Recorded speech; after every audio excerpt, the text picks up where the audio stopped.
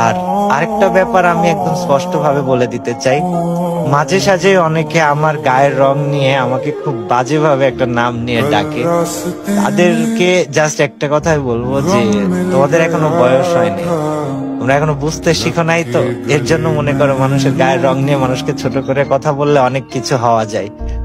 তো সবাইকে ক্ষমা করলেও যারা আমাকে বাজে নামে ডেকেছে বা আমার গায়ের রং নিয়ে আমাকে বাজে কথা বলেছে তাদেরকে কোনোদিনই ক্ষমা করব না, কারণ ছোটবেলা থেকে গায়ের রং নিয়ে মানুষ অনেক ছোট করেছে, এখনো চেষ্টা করে করার।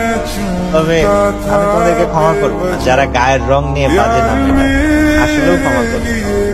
আর যারা ওমরা নিয়ে মজা নিয়েছো, বাজে কথা বলেছো, তোমরা হিদায়াত প্রাপ্ত হও, আল্লাহ তাআলা তোমাদেরকে ক্ষমা করে দিক।